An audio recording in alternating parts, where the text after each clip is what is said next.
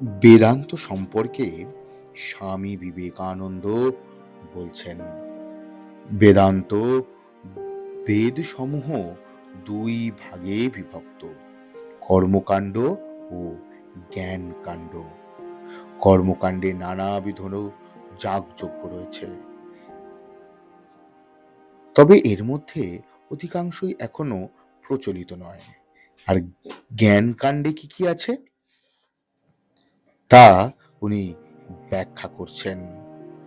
উনি বলছেন, স্পষ্ট করে বোঝাইতে গেলে ইদানিং বেদান্ত দর্শনের অদ্বৈত ব্যাখ্যায় বেদান্ত শব্দের সমার্থক রূপে প্রয়োগ করা অধিকাংশ লোকেরই একটা রীতি হয়ে দাঁড়াইছে।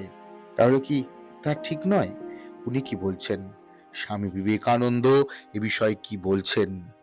তিনি বলছেন, দ্বৈতবাদী এবং ভারতীয় অন্যান্য সম্প্রদায়গুলিও এইরূপ করিয়া থাকেন। ইহা সত্ত্বেও সাধারণ লোকের মনে দ্বৈতবাদ ও অদ্বৈতবাদী সমার্থক হইয়া উঠিয়াছে। সম্ভবত ইহার কিছু কারণও আছে।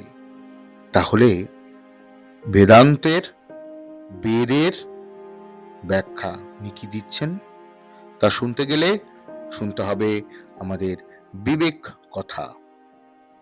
দেখুন নিচের লিঙ্কে সম্পূর্ণ বিবেক কথা শুনুন, শেয়ার করুন, কমেন্ট করুন এবং অবশ্যই লিখুন জয়তু স্বামীজি।